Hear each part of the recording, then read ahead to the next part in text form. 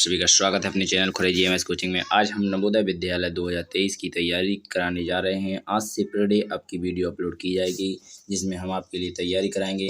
आप इसे नवोदय कक्षा 5 की तैयारी ना समझें, ये आपकी कंपटीशन के साथ साथ कक्षा 8 की भी नवोदय की तैयारी की जाएगी और मॉडल परीक्षा के पेपर भी इसी पर की जाएगी। कक्षा 1 से लेकर 12 तक के सभी पेपर का हल भी यहाँ पर आपको मिलने वाला है। चलिए बिना टाइम खराब किए संख्या और संख्या पद्धति पहला पार्ट आपको यहाँ पर हम बताने जा रहे हैं। संपूर्ण गणित का हल इसी चैनल पर मिलेगा आपके लिए, तो यहाँ पर आपने पूरी जानकारी देख ली है। चलिए बिना टाइम खराब किए वीडियो को स्टार्ट करते हैं। तो यहाँ पर पहला पॉइंट आपसे आता है, पहले पार्ट का नाम है संख्या और संख्या पद्धति। तो पहले पार्ट का नाम दिया गया है, तो इससे आगे आपको यहाँ पर आप समझ लीजिएगा अच्छी तरह से। तो यहाँ पर अब पहले नंबर पे आपसे पूछा गया है, तो यहाँ पर आप पढ़ लीजिएगा अच्छी तरह से, दिख रहा होगा आशा करेंगे। तो चलिए, तो यहाँ पर लिखा है पूरी जानकारी समझ लीजिए किसे क्या कहते हैं। पहले आपको लिए बेसिक चीज़ें समझाएंगे, इसके बाद आपको सवाल भी हल कराए जाएंगे। तो पहले आप चित्र द्वारा दर्शाया, अगर 9 तक के अक्षर हैं, पहले आप जानते नहीं थे अक्षर, जब आपने सीखे तो क्या हुआ। तो यहाँ पर आप दिख रहा है आपको कि आपने क्या किया है कि 1 से 9 तक के अक्षर देखे, फिर 0 की खोज हुई। इन्हीं से पूरी 10 अक्षरों से ही गिनती का उदय हुआ, इसी से आपने गिनती बनाना सीखा। तो आशा करेंगे सब कुछ समझ में आ गया होगा। इससे आगे चलेंगे तो यहाँ पर लिखा है संख्याओं के प्रमुख प्रकार। तो संख्याएं कितनी प्रकार की होती हैं इस प्रकार आप देखेंगे। तो यहाँ पर लिखा है प्राकृतिक संख्या। तो प्राकृतिक संख्या में 1 से शुरू होकर गिनती में आने वाले सभी संख्याओं का अनगिनत यानी प्राकृतिक संख्या कहलाती हैं। जितनी भी संख्याएं सभी अनंत तक जाएंगी तो प्राकृतिक संख्या कहलाएंगी, परंतु 1 से प्रारंभ होनी चाहिए। पूर्ण संख्या किसे कहते हैं, जो 0 से अनंत तक जाती है उन्हें पूर्ण संख्या कहते हैं। पूर्णांक संख्या किसे कहते हैं, 0 के बाद माइनस में भी अनंत तक जाए संख्या और प्लस में भी अनंत तक जाए उसे पूर्णांक संख्या कहते हैं। इनको अच्छी तरह से देख लीजिएगा और अगर समझ में ना आए तो स्क्रीनशॉट ले सकते हैं, ठीक है। तो इसके बाद अगला क्वेश्चन दिया गया है, आगे दिया गया है आपका चौथे नंबर पर, सम संख्या किसे कहते हैं, जो संख्या 2 से विभाज्य हो जाए उसे सम संख्या कहते हैं। इसके बाद विषम संख्या किसे कहते हैं, तो जो संख्या 2 से विभाज्य ना हो उसे विषम संख्या कहते हैं। इसके बाद लिखा है रूढ़ एवं अभाज्य संख्या। तो अभाज्य संख्या आप जानते हैं, उसी को ध्यान रखें, रूढ़ भी कहा जाता है। तो रूढ़ वह संख्या होती है जो स्वयं के अलावा किसी भी संख्या से ना कटे, वह संख्या रूढ़ संख्या कहलाती है। या फिर लिख सकते हैं 1 से बड़ी ऐसी प्राकृतिक संख्याएं जो एक या स्वयं से, ठीक है, एक तो कटती है सभी संख्या, एक या स्वयं से, तो डायरेक्ट याद रखें, स्वयं से जो संख्या कटती है और किसी से भी नहीं कटती है वह संख्या रूढ़ या अभाज्य संख्या कहलाती है। भाज्य संख्या या यौगिक या संयुक्त व समष्ट संख्याएं बताइए। तो यहाँ पे लिखा है ऐसी प्राकृतिक, ठीक है, ऐसी प्राकृतिक संख्याएं जो एक या स्वयं के अतिरिक्त दूसरी संख्या से विभाज्य हो उसे भाज्य या यौगिक या संयुक्त या सम्मिश्र संख्या कहते हैं। तो यहाँ पर जैसे 4, 6, 8, 10, 12, 14, इस प्रकार।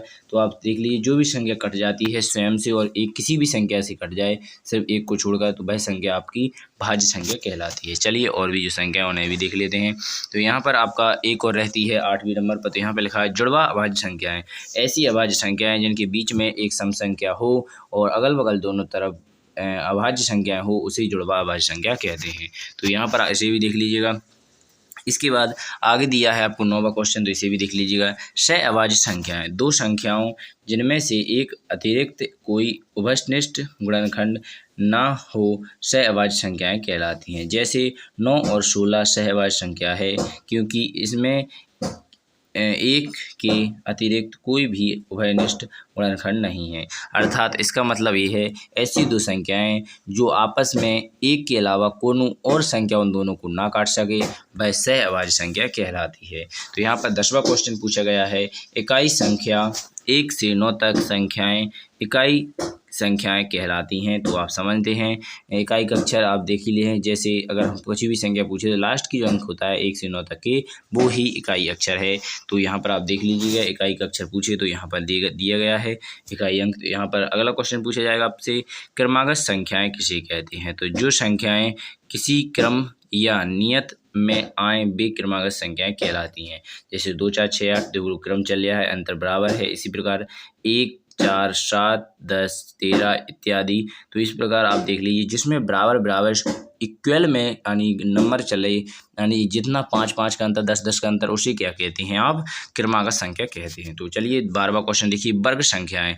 4 वर्ग होता है, 9 वर्ग होता है, 16 वर्ग होता है, 25 वर्ग होता है, इसके बाद 36 वर्ग होता है, 49 वर्ग होता है, 64 वर्ग होता है, 81 वर्ग होता है, 100 वर्ग होता है, 125 वर्ग होता है, सॉरी यहाँ पर 100 वर्ग होता है, 121 वर्ग होता है। इस प्रकार आप देख लीजिएगा, तो आपके वर्ग संख्याएं आपके अपने हिसाब से समझ में आ जाएंगी किसे कहते हैं वर्ग संख्या। जिसे वर्गमूल पूर्ण संख्या हो उसे कहते हैं, ठीक है। तो आप समझ गए होंगे वर्ग संख्या किसे कहते हैं। इसके बाद घन संख्या भी आप जानते हैं, घन निकाल लीजिए, घन संख्याएं हो गई, वर्ग निकाल लीजिए, वर्ग संख्या होंगी। जैसे 8 है, 27 है, 64 है, 125 है इत्यादि संख्याएं आपकी घन संख्या हो जाएंगी। आशा करेंगे आपको समझ में आ गया होगा। चलिए इसके बाद थोड़ी जो जानकारी है अंकों के मान में, तो उसे भी देख लीजिए। वास्तविक संख्या किसे कहते हैं, हमने बता ही दिया आपके लिए। वास्तविक मान 2, 3 का वास्तविक मान 3 तथा 8 का वास्तविक मान 8 है, ठीक है। तो यहाँ पर आप बता दें, वास्तविक मान का मतलब होता है आपका जातीय मान। जातीय मान का मतलब होगा, अगर कोई भी संख्या में आपसे पूछ लिया जाए वास्तविक मान या शुद्ध मान या जातीय मान किसे कहते हैं, तो आपको कोई भी संख्या ऐसी हमने दे दी, इसमें पूछ लिया 4 का बताइए, तो 4 का यहाँ पर 4 ही हो जाएगा इसका राइट आंसर। इसी प्रकार अगर हमने बता दिया स्थानीय मान ज्ञात कीजिए, तो 4 का स्थानीय मान यहाँ पर 4 का आ जाएगा। जितने पीछे अक्षर होते हैं उतने जीरो मान लीजिए, या कितना हो गया, 40 हो गया। आशा करेंगे समझ में आ गया। अगर हमने 3 का ही पूछ लिया होता तो 3 ही रहता, अगर इस वाले 3 का पूछ लिया होता तो यहाँ पर आपका 300 हो जाता, क्योंकि 2 अक्षर है तो 2 जीरो पीछे लग जाएगा। ये आपका स्थानीय मान होता है, ठीक है। आशा करेंगे समझ में आ गया होगा। चलिए इसके बाद चलते हैं आगे। तो यहाँ पर आप देख लीजिएगा, यहाँ पर लिखा है सन्निकट मान। यानी सन्निकट मान का अर्थ है किसी संख्या को 10, 100, 1000, 10,000 आदि के शुद्ध रूप में या उनके गुणनखंड के रूप में व्यक्त करना। जैसे हमने अगर 76 लिखा हुआ है का दहाई रूप में सन्निकट मान 80 होगा और 72 का सन्निकट मान 70 होगा, इसे कहते हैं। तो सन्निकट मान आप समझ लीजिएगा। अगर जो उसके पास में संख्या होती है उसकी अपन अपोजिट थोड़ी बड़ी या छोटी संख्या मान ले, उसे सन्निकट मान कहा जाता है, यानी सन्निकट यानी सन्निकट मान। इसके आगे लिखा है संख्या बड़ी और छोटी। तो यहाँ पर आपसे बड़ी संख्या पूछ ली जाएगी। बड़ी से बड़ी संख्या किसे कहते हैं, तो बड़ी 1 अंक की सबसे बड़ी संख्या 9 हो जाएगी। यहाँ पर आप देख लीजिए, अगर हम पूछ लिए जैसे 4 अंकों की सबसे बड़ी संख्या क्या हो जाएगी, 9,999 हो जाएगी।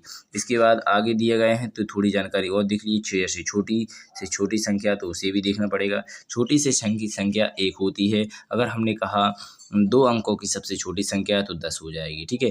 अंकों का क्रम, तो यहाँ पर अंकों का क्रम भी देख लीजिए थोड़ा, फिर इसके बाद हम आपको और भी ले चलेंगे। अंकों का क्रम, 2 क्रम याद रख लीजिए, आरोही क्रम, अवरोही क्रम। बड़ा आ गया, क्या आ गया, बड़ा यानी आरोही, यानी यहाँ पर संख्याएं बढ़ती जाएंगी। छोटा आ गया यानी यहाँ पर संख्याएं घटती जाएंगी। तो यहाँ से आपको याद रखना है आरोही क्रम, अवरोही क्रम, बढ़ता क्रम, घटता क्रम, बस आपको कुछ भी याद नहीं रखना है। तो यहाँ पर आप समझ गए होंगे इतनी अच्छी तरह से, और नहीं तो लिखा हुआ है उसे पढ़ लीजिएगा, ठीक है।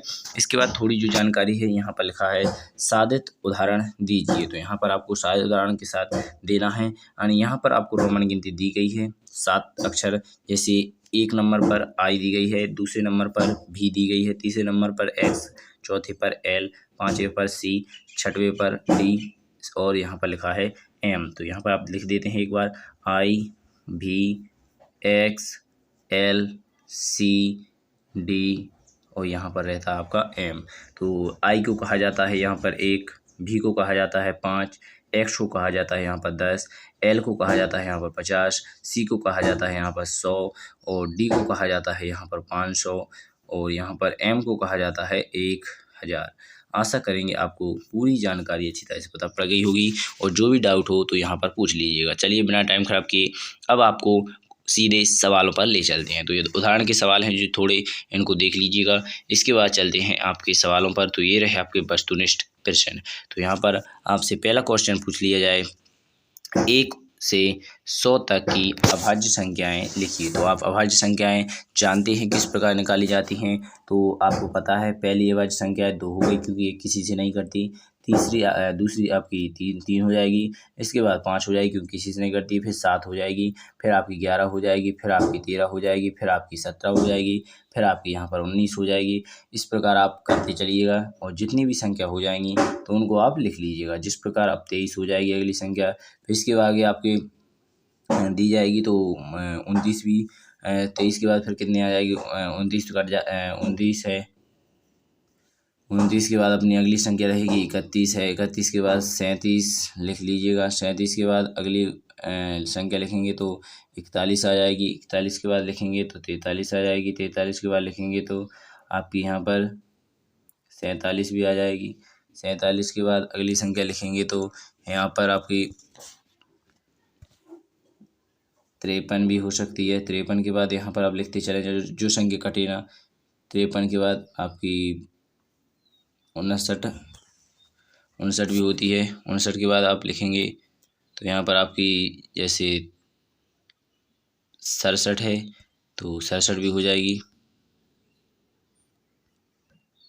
आशा करेंगे समझ में आ गया होगा। वैसे मेरे हिसाब से 61 भी एक संख्या है जो किसी से नहीं कटती। ठीक है, तो इस प्रकार जो कटे ना उनको लिख सकते हैं स्वतः, फिर उनको गिन लीजिए कितनी है तो इसका राइट आंसर आपका आ जाएगा। ठीक है, तो आशा करेंगे समझ में आ गया होगा। चलिए इसके बाद दूसरे नंबर पर क्वेश्चन है, उसे भी देख लीजिएगा।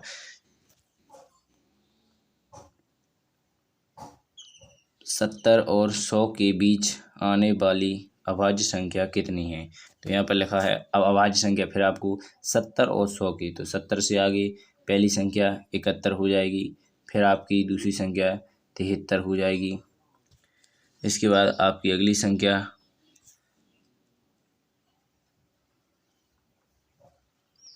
यहाँ पर 79 हो जाएगी। अगली वाली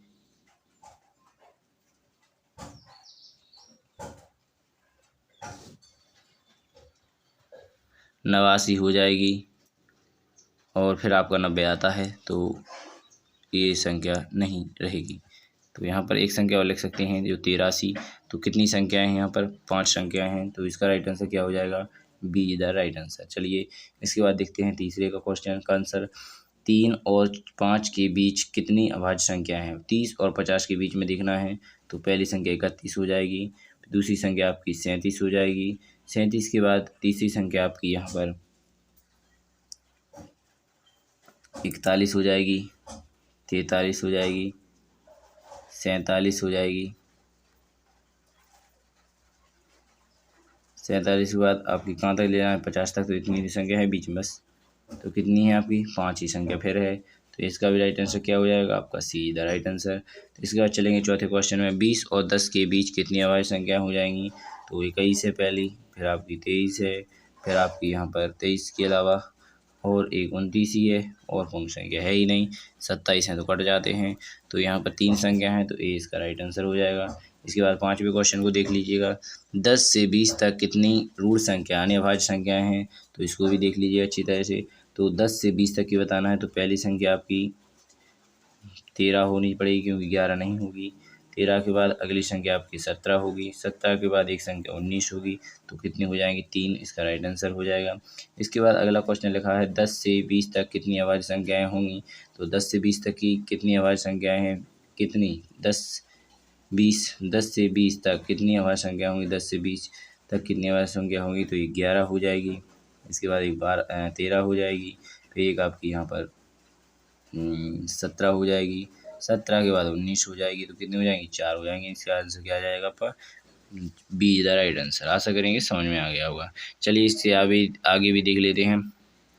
तो आगे यहीं पर दिए गया है 7वां क्वेश्चन। 1 से 10 तक के बीच कितनी अभाज्य संख्याएं होंगी? तो यहाँ पर आप देख लीजिएगा 2 है, 3 है, 5 है, 7 है, तो कितनी संख्याएं हैं? 4, तो इसका राइट आंसर 4 हो जाएगा आपका। इसके आगे दिया गया है आपका, तो इसे भी देख लीजिएगा। 8वां क्वेश्चन। 1 से 7 तक कितनी संख्याओं में कितनी भाज्य संख्याएं हैं? तो इसके बाद आपको पता है, हाल बताया है 2 है, 3 है, 5 है और 7 है, तो यही संख्या रहेंगी। तो इसका भी आपका राइट आंसर कितना आ जाएगा? B is the right answer. तो आशा करेंगे समझ में आ गया होगा। निम्नलिखित में से कौन सी अभाज्य संख्या है तो यहाँ पर आपको अभाज्य संख्या ढूंढनी है।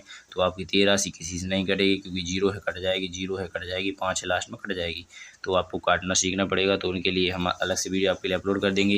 यहाँ पर भाज्य संख्या है या नहीं उसकी ट्रिक आपको बताएंगे जिससे कट जाएगी संख्या, ठीक है। तो यहाँ पर भी आप वैसे तो पता ही है आपको, जो संख्या कटे ना तो उसे अभाज्य संख्या कहते हैं, जो कट जाए उसे भाज्य संख्या कहते हैं।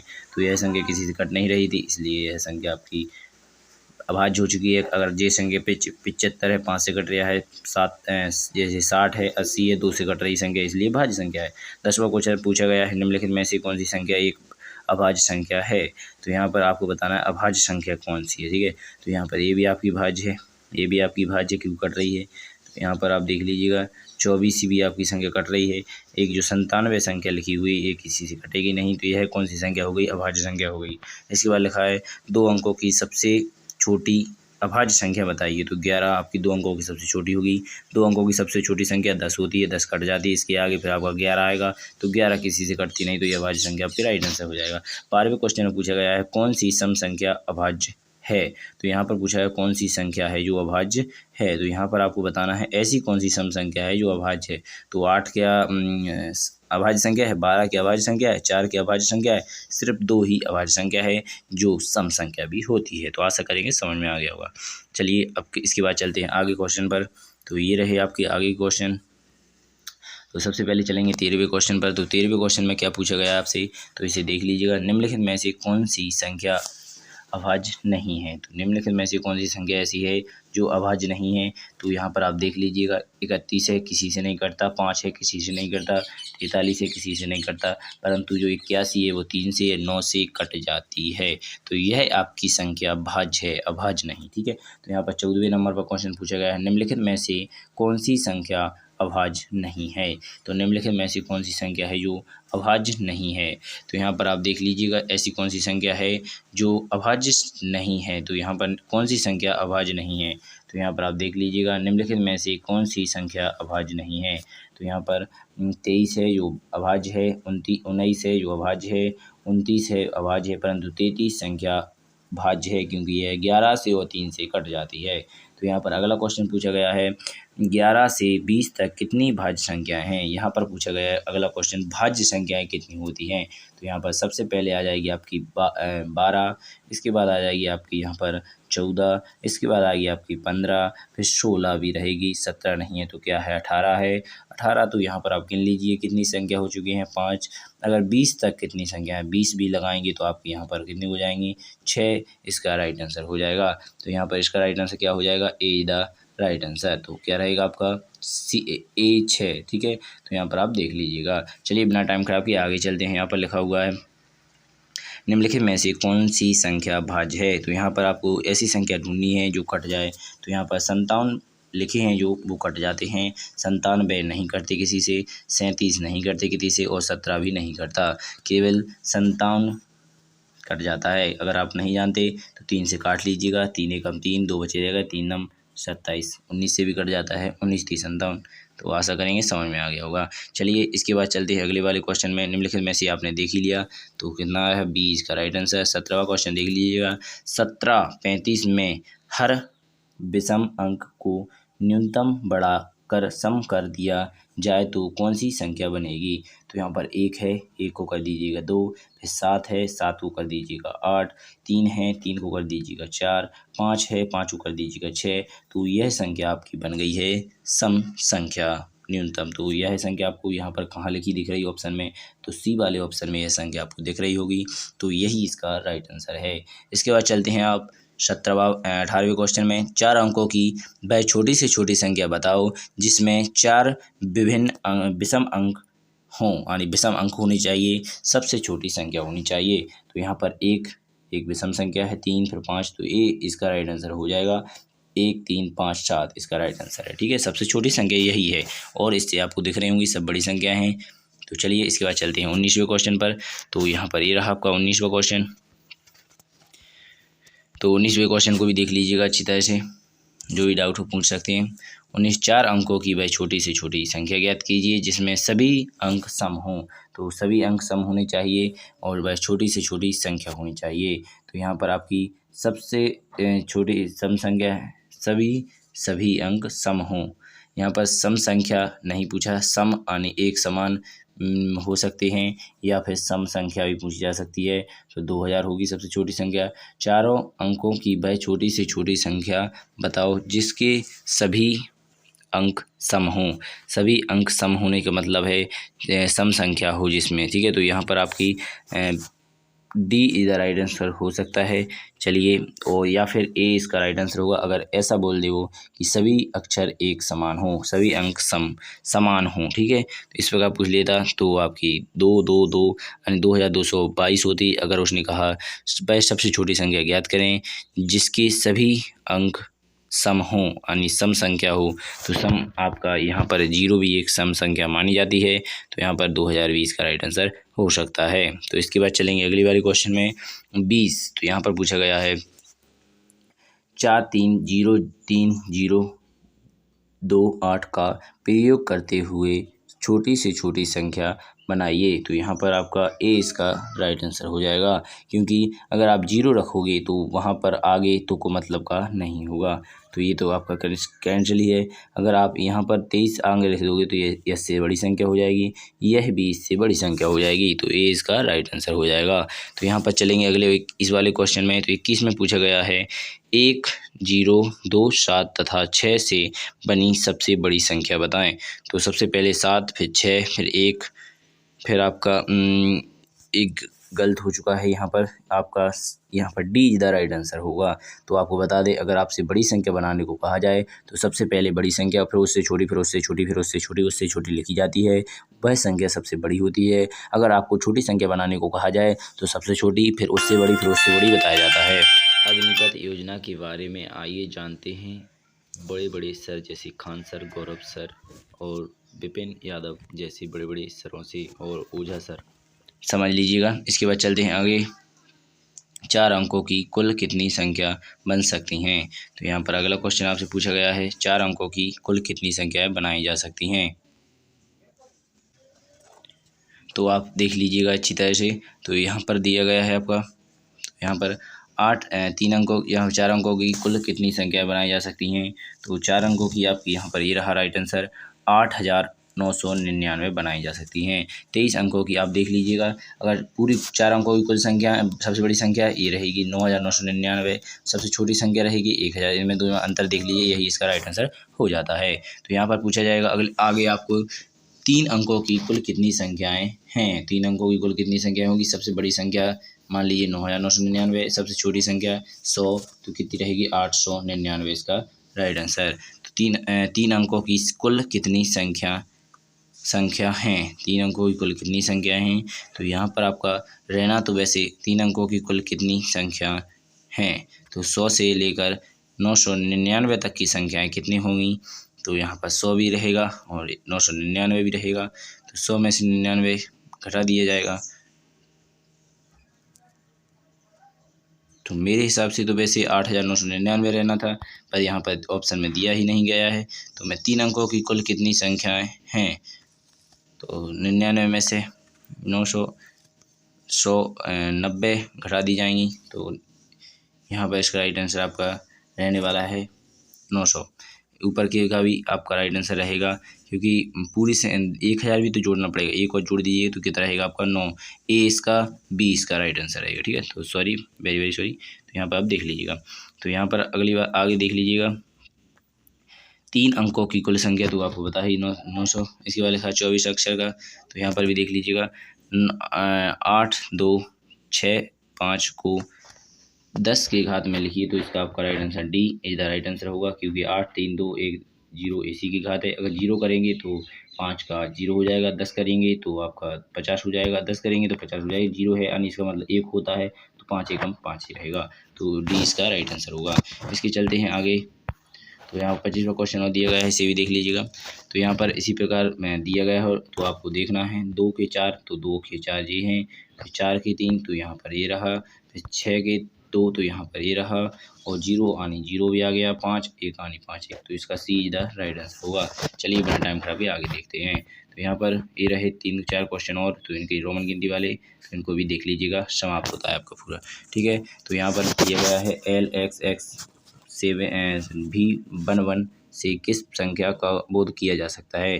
तो आपको बता दें L का मतलब होता है 50, तो यहाँ पर 50 लिख लीजिएगा। और XX का मतलब होता है 20, तो यहाँ पर 20 लिख लीजिएगा। और 8 का V33 का मतलब होता है 8, तो इनको सबको जोड़ दीजिएगा। आपका यहाँ पर 78 आता है, तो इसका आंसर 78 आपका राइट हो जाएगा। तो चलिए इसके बाद 27वें क्वेश्चन को देख लीजिएगा। तो यहाँ पर 7 लिखा हुआ है। आगे आपको बताना इनमें सबसे बड़ी संख्या D है, यानी यहाँ पर 500 है। क्या है? 500। D का मतलब होता है 500, ठीक है, यहाँ पर 500 समझ लीजिए। C आगे लिखी है, सॉरी, D का मतलब यहाँ पर आप देख लीजिए कितना हो गया, 500, ठीक है। और C लिखा हुआ है आगे, तो 500। सो यहाँ पर आप देख लीजिएगा, सॉरी, D का मतलब, वैसे D का मतलब यहाँ पर 500 ही होता है, आपको पहले ही बता दिया था। अगर नहीं आता समझ में तो देख लीजिएगा।